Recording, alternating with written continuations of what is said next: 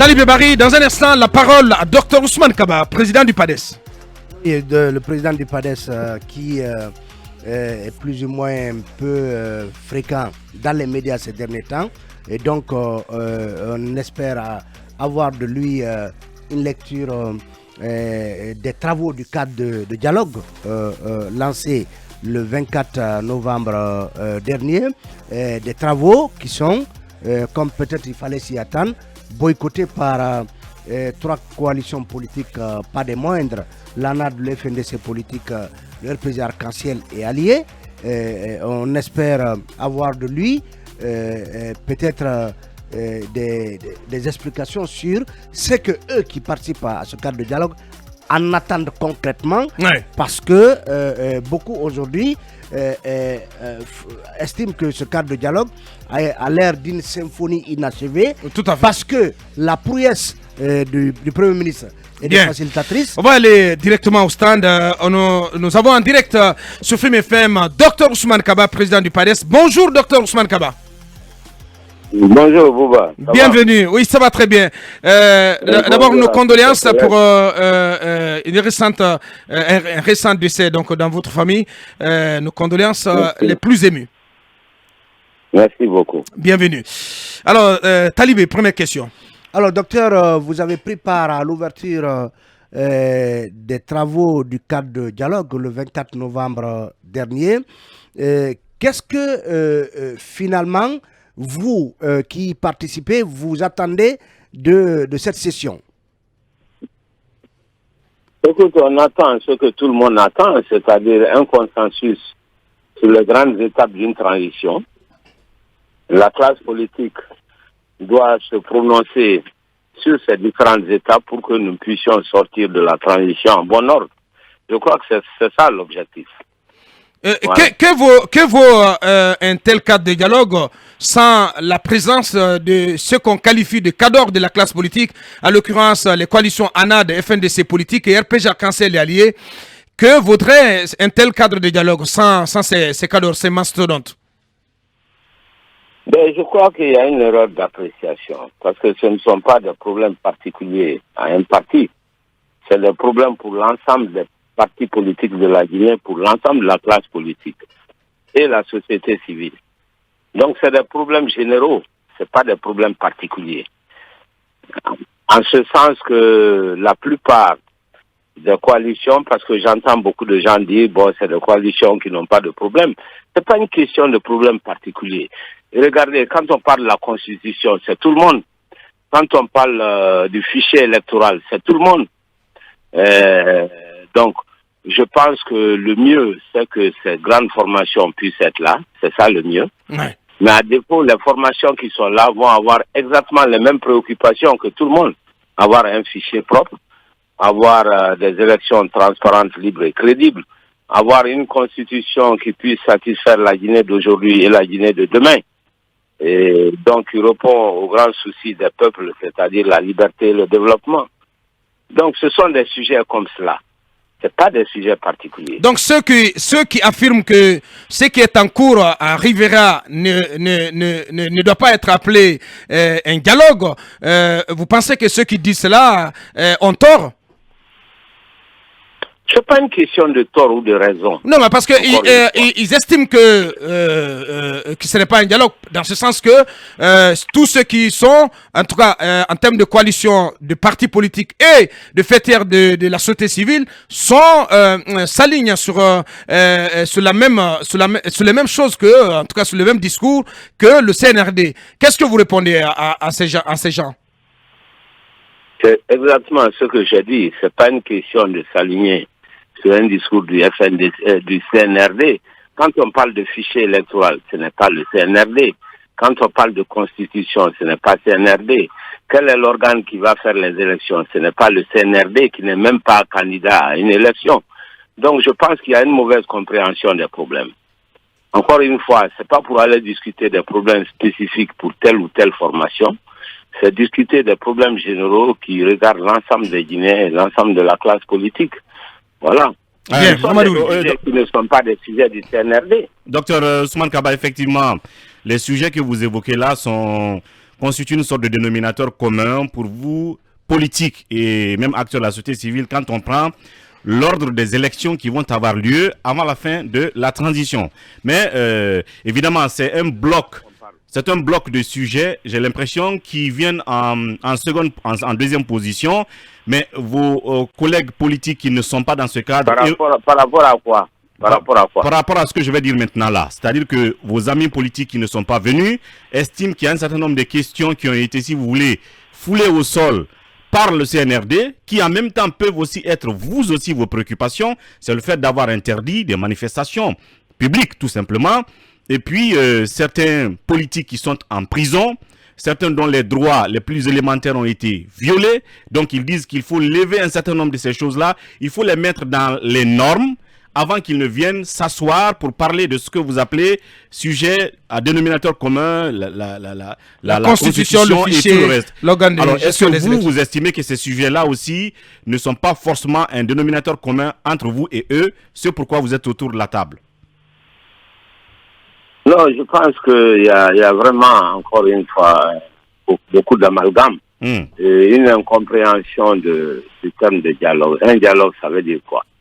Ça veut dire qu'on va se retrouver autour de la table, mettre justement ces sujets sur la table, puisque pour que ces sujets puissent être partagés par l'ensemble de la classe politique.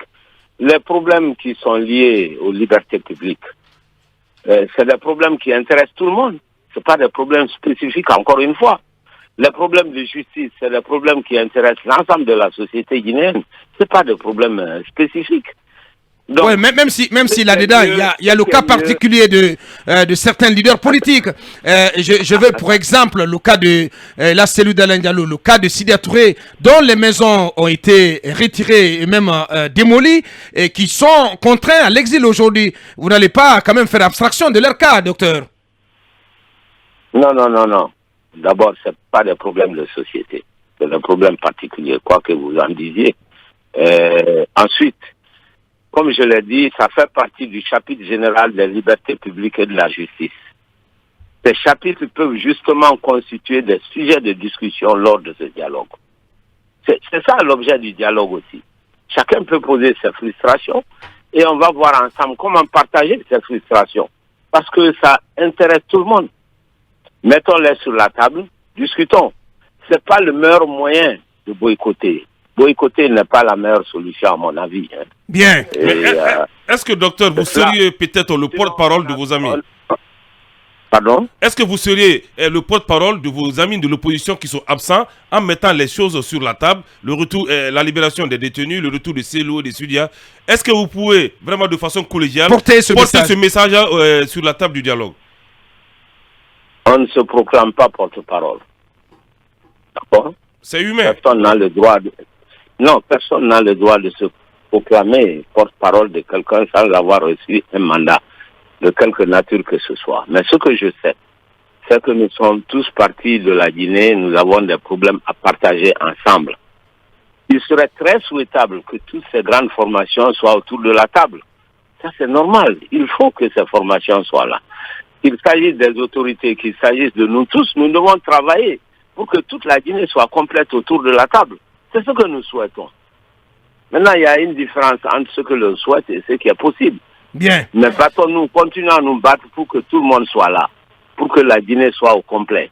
C'est ça qui est l'idéal. Et donc, on doit toujours tendre vers cet idéal. Allez-y, Basseko. Ouais, docteur Ousmane Kaba, moi je veux parler du cas du RPG Arc-en-Ciel, votre ancien allié lors de la présidentielle de 2010. Des poursuites judiciaires sont engagées contre Alpha Condé et 187.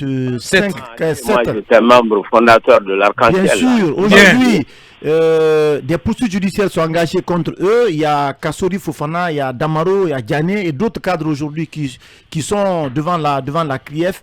Vous pensez qu'il est possible pour l'RPG aujourd'hui d'aller discuter avec le CNRD, de s'asseoir avec le CNRD, et que ces cadres sont en prison? Ouais, Komara a dit ce week-end à la tribune de l'Assemblée générale de RPG Arc-en-Ciel qu'ils ne peuvent pas aller discuter pendant qu'ils ont le couteau sous la gorge, docteur. Et que le Premier ministre refuse de faire toute concession sur notamment les préalables.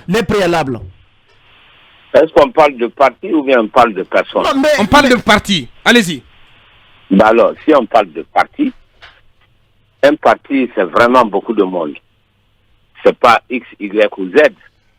C'est l'ensemble des personnes qui se retrouvent autour d'un projet de société. C'est ça un parti politique. Donc, ramenons pas les problèmes de parti à des problèmes particuliers. Ça, c'est vraiment ma première observation. La deuxième observation, souvenez-vous que nous venons d'un régime constitutionnel normal, entre griffes, hein, et jusqu'en septembre 2021, n'est-ce pas? Qu'est-ce qui caractérisait la situation guinéenne? La Guinée, comme je le dis toujours, c'est un pays de paradoxe où on a toutes les richesses du monde et le pays est très pauvre. Vous avez toujours été à la pointe de la lutte contre la corruption.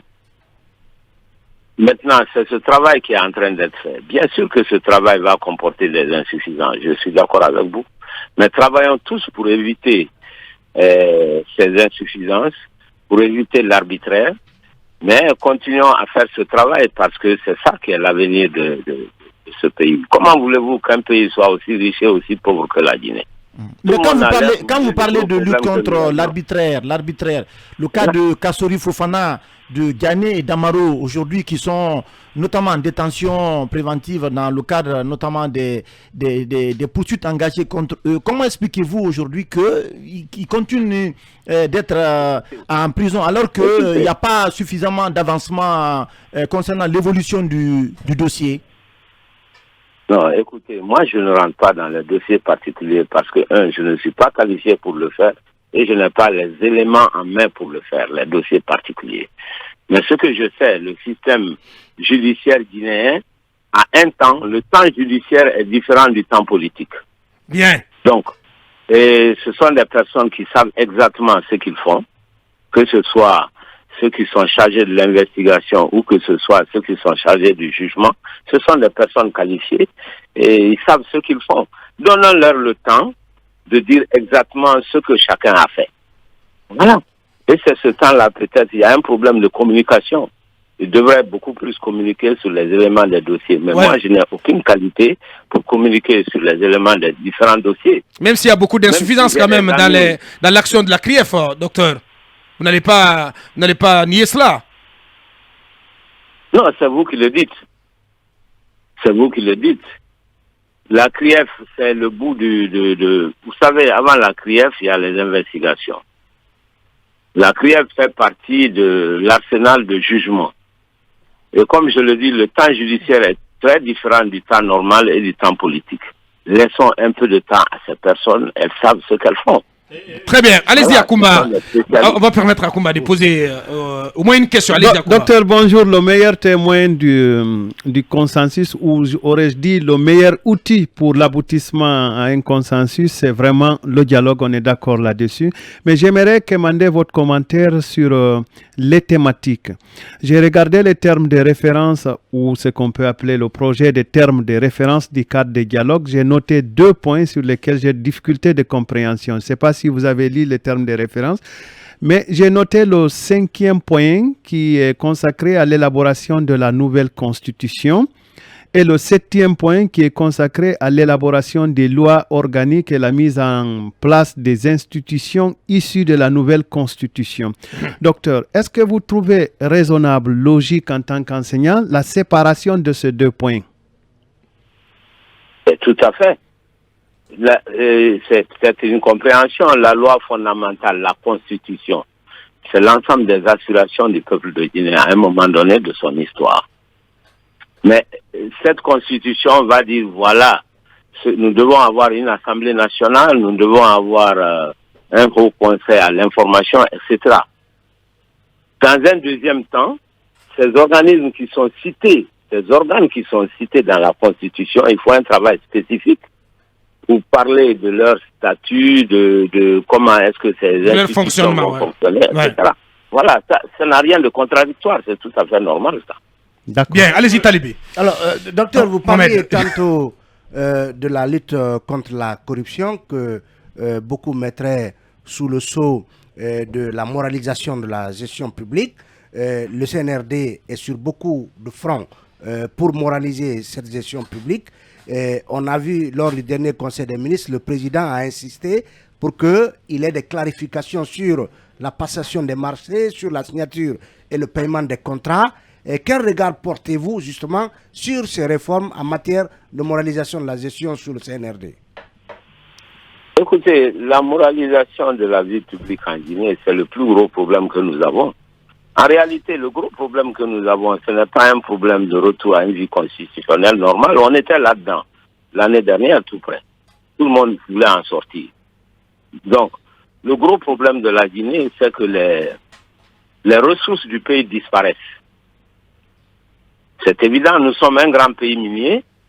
Au lieu d'avoir $1 milliard de recettes budgétaires des mines, nous avons quoi? 350 millions. À peu près les 60% ont toujours disparu.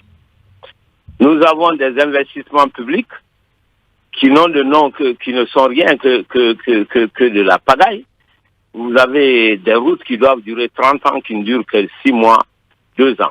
Tout ça, c'est un système qui est vicié complètement. La Guinée, d'ailleurs, n'avait aucune chance d'avoir un développement parce qu'on ne peut pas faire les infrastructures de base. L'argent a toujours été détourné dans ce pays. Voilà les vrais problèmes de la Guinée. Bien. C'est ça les vrais problèmes. Maintenant, imaginez un président de la République. Il vient, comme le colonel Doumbouya. Qu'est-ce qui l'arrangeait, lui, personnellement? C'est de ne s'attaquer à personne, de remplir ses poches et de s'en aller. Voilà. Mais il a choisi la voie la plus difficile. Il dit, il faut arranger ce pays, il faut combattre la corruption pour donner une chance à la nouvelle génération. C'est ça l'objectif. Mais ce n'est pas le président de la République qui va se transformer en juge, qui va se transformer en investigateur financier, etc. Il essaie de mettre en place une organisation.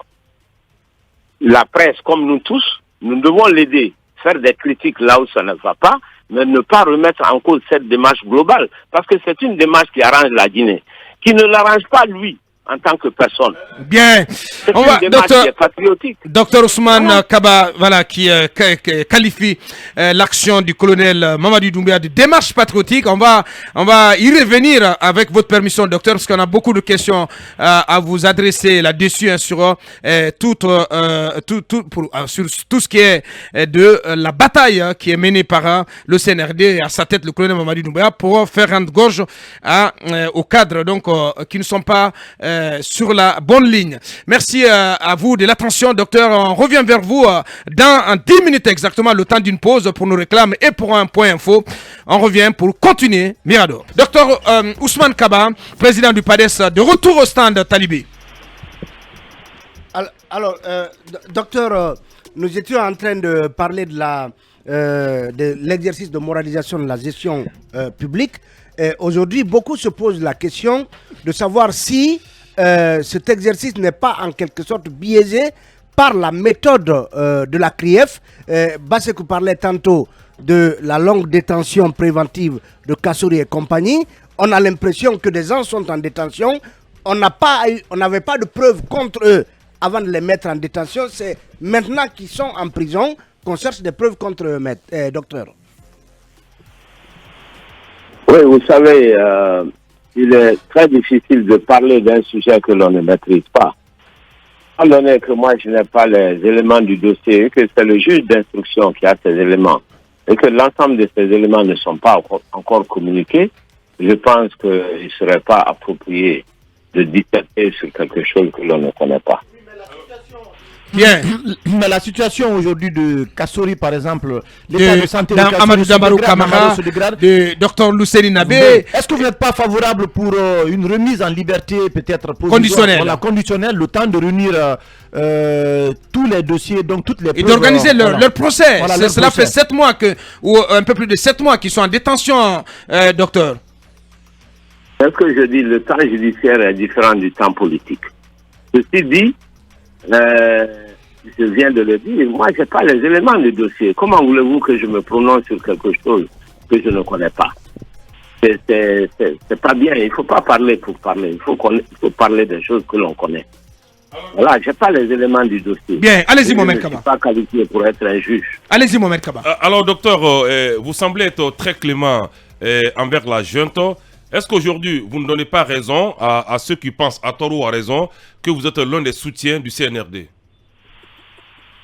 Écoutez, moi je suis un homme objectif. Avant le coup d'État, tout le monde était là en train de dire que la Guinée s'enfonçait dans la corruption endémique, dans l'immobilisme. Le professeur Alpha Condé avait été complètement dépassé par toutes ces personnes qui l'entouraient, qui étaient en train de piller complètement l'économie nationale. C'était ça la situation. Nous avons eu un coup d'État. Nous avons de nouveaux jeunes qui ont dit, nous voulons que ce pays se porte mieux. Pour cela, il faut lutter contre la corruption. Et c'est ce qui est en train d'être fait. Je ne dis pas, moi, que tout est parfait, hein, pas du tout, loin de ça. Il y a des défauts, il y a des lenteurs, peut-être excessives, il y a un manque de communication, certainement. Mais lorsqu'on n'a pas tous les éléments et que ce combat continue, je pense que notre devoir, c'est d'encourager les jeunes à faire ce travail-là. Parce que nous, on n'a pas été capable de le faire et la Guinée est devenue le 12e pays le plus pauvre de la planète, malgré toutes nos richesses. C'est ça le vrai débat. Pourquoi est-ce que nous sommes si pauvres? On n'a ni eau ni électricité, nos enfants ne travaillent même pas. Pourquoi? Posons une question. Donc en clair, alors, vous êtes un soutien du CNRD? C'est pas que je suis un soutien du CNRD, je dirais que le CNRD est un soutien du Dr Kaba. Parce que moi j'ai dénoncé ça bien l'existence du CNRD. C'est ça l'objectivité. Très bien. Voilà. Allez-y Akoumba, avant-dernière question. Docteur, on va revenir dans l'amphi, puisque je pense que c'est ce qui va... C'est là où nous allons vraiment profiter de vous, nous, en tant que jeunes. Comme Assemaglou et James Robinson, pourquoi certains pays réussissent mieux que d'autres? Je voudrais bien vous ramener sur le terrain économique. Et ils estiment que la présence de certaines institutions, la présence ou l'absence de certaines institutions pourrait expliquer le facteur du développement ou en tout cas expliquer le progrès vers la prospérité ou le non-progrès vers la prospérité. Vous, aujourd'hui, quelle est votre vision de la Guinée de demain? Du point de vue économique, parce que seules les questions économiques réunissent tout le monde. Effectivement, vous savez, il y a un grand débat qui a toujours consisté à expliquer le développement économique dans un pays. Il y a beaucoup de facteurs. Vous avez mis l'accent sur les facteurs institutionnels. Vous avez raison. Parce que les institutions cristallisent les aspirations des peuples. Et en Guinée, ou dans n'importe quel pays, pour avoir de la prospérité, il faut une croissance économique sur le long terme, qui soit stable. Malheureusement, en Guinée, nous n'avons jamais eu une bonne croissance économique, au-delà de la croissance de la population. Il faut que la richesse d'un pays augmente plus que le nombre des habitants de ce pays. On ne peut pas le faire, pour le cas de la Guinée, sans qu'il y ait les infrastructures de base, encore une fois. Le développement, c'est quelque chose de très concret. Parce qu'il faut être concret, on n'est pas à l'amphithéâtre. Le développement d'un pays, ça veut dire quoi? Ça veut dire des choses simples. Il faut des bonnes routes partout. Il faut l'eau. Il faut l'électricité. Il faut une agriculture qui puisse permettre l'autosuffisance alimentaire et exporter le reste pour gagner de l'argent. Parce que la Guinée est un pays très agricole. Et il faut que les Guinéens se soignent ici en Guinée au lieu d'aller à Dakar ou à Abidjan. Voilà, ce sont des choses comme ça que nous devons faire dans notre pays. Surtout, il faut que les jeunes aient des emplois. Question subsidiaire peut-être. Voilà. Est-ce qu'aujourd'hui, on est sur la trajectoire de la construction de telles institutions pour nous permettre de bien manger, de bien nous traiter et de ne pas aller en Tunisie pour se soigner et qu'on nous expulse? Mais bien sûr, mais ça c'est du long terme. La transition n'a pas pour but de développer un pays. La transition n'a pas les moyens parce qu'elle n'a pas les ressources financières pour cela. C'est une période transitoire. Mais elle peut implanter des institutions. Oui, s'il vous plaît. Mais la transition peut mettre les bases, les bonnes bases. La base la plus solide pour la Guinée aujourd'hui, c'est la lutte contre la corruption parce que c'est ça qui a été l'obstacle le plus fondamental dans notre retard. C'est ce qui fait qu'on fait partie des 12 pays les plus pauvres de la planète Terre. Donc, s'ils arrivent déjà à lutter contre ça, c'est déjà pas mal. Il faut que le sentiment d'impunité disparaisse dans ce pays. Maintenant, ceci dit, il ne faut pas faire de chasse aux sorcières, il ne faut pas faire des règlements de compte. Et nous devons tous travailler pour éviter cela. Dans notre pays, la haine ne mène nulle part. Voilà. Mais il faut que la justice puisse se faire. Il faut que l'économie guinéenne puisse avoir une chance de décoller pour que nos enfants au moins aient du travail. Bien, docteur Ousmane Kaba, président du PADES. L'avant-dernière question, Talibi. Docteur, comment réagissez-vous au retour annoncé d'Alpha Condé en politique? En tout cas, à en croire notre confrère Serge Daniel, le président Alpha Condé désirerait se porter candidat si les élections devaient être libres et démocratiques en Guinée. Ben, ça m'étonnerait. Je crois qu'il a 11 ans pour nous montrer l'étendue de ses talents. Je pense qu'il y a beaucoup d'autres Guinéens qui sont mieux qualifiés. Il a fait ce qu'il a pu, il nous a fait progresser un peu dans le domaine de l'énergie. Et c'est tout ce que je retiens là. Le reste, malheureusement, il s'est laissé complètement enfermé par son entourage. Il s'est spécialisé dans le pillage économique de la Guinée. Voilà. Vous avez spécialisé dans le pillage économique de la Guinée. Le docteur a été l'un des conseillers quand même du président Alpha Condé. Docteur Ousmane. Bien sûr. Donc c'est une décision collégiale. Non, un bilan. Pas du tout. Peut-être un conseil mal aimé. Bon. Absolument, et j'ai quitté pour cela. On m'a d'ailleurs expulsé parce que je n'avais pas du tout la même vision que ceux qui travaillaient dans ce système-là, qui a complètement gangréné. Je peux vous dire que ce que j'ai vu en Guinée, je n'ai jamais vu l'équivalent même en Afrique, à part le Zaïre de Mobutu. Bien. Toute dernière question, Mamadou Ouridal. Alors, docteur, un regard évaluatif ou évaluateur, si vous voulez, à mi-parcours, parce qu'ils ont fait 1 an déjà au pouvoir, je parle du CNRD. Est-ce que, à vos yeux, et selon les infos qui vous parviennent, vos analyses d'économistes, est-ce qu'ils sont exempts de tout reproche en termes d'orthodoxie de gestion économique, parce que il y a des dépenses qui ne sont pas prouvées, qui ne sont pas justifiées, il y a des murmures d'achat de biens ici et là. Bref, est-ce que le cadran de l'économie est bien tenu 1 an après, selon vous? Je ne pense pas du tout qu'il y a du pillage partout à l'heure actuelle. Ce n'est pas vrai. C'est plutôt de la propagande, ça. En réalité, ce qu'ils ont... Donc pour vous, tout le tableau CNRD est rose? Tous les signaux sont ouverts? Non, il faut pas extrapoler ce que j'ai dit. Ce que je dis, c'est que pour la première fois en Guinée, nous avons un résultat extraordinaire. C'est la fin du sentiment d'impunité. La fin du sentiment d'impunité. Ça, c'est très important. Je ne dis pas qu'il n'y a aucune corruption. Hein. Il y a plus de 40 milliards, de déperditions depuis le 5. Si vous permettez, 400. je dis que le sentiment d'impunité a disparu. Et d'ailleurs, si j'ai bien compris, il y a des audits qui sont lancés sur la gestion courante. Tout à fait. Au moins, ça c'est de la bonne foi. Ça montre vraiment que personne n'est à l'abri. Et ça, c'est une excellente nouvelle pour ce pays et pour l'avenir de la Guinée. On ne peut pas continuer ce qu'on continue à faire. C'est pas possible. Très bien. Évidemment, quand on fait cette lutte-là, il y a toujours des intérêts qui sont touchés. Il y a des personnes qui sont touchées. Évidemment que c'est la réalité. Ça va faire des mécontents. Mais ça ne nous empêche pas de voir le fondamental, le cheminement vers une économie débarrassée de la corruption endémique qui avait complètement gangréné l'économie guinéenne. Voilà qui est dit. Docteur Ousmane Kaba, peut-être un dernier mot sur le cas Selou et Sidia. Que doit faire le colonel pour régler le cas de ces 2 anciens premiers ministres? Écoutez, personnellement, je pense, honnêtement, que toutes ces personnes sont importantes pour la Guinée parce qu'ils ont des formations qui ont de l'importance. Il y a des milliers de gens, sinon des millions qui se reconnaissent en ces personnes-là. Donc, que ce soit les autorités, que ce soit nous-mêmes, faisons tout pour que ces personnes nous rejoignent dans le cadre du dialogue. Ça aura beaucoup plus de sens. Et c'est ce que l'on veut. Très bien. Faisons tout aussi pour ne pas oublier les principes sur lesquels nous travaillons. Très bien. Docteur Ousmane Kaba, président du PADES, ce fut un plaisir, docteur, de vous avoir eu ce matin dans Mirador. Merci. Le plaisir est partagé. Merci et bonne continuation. Mirador continue.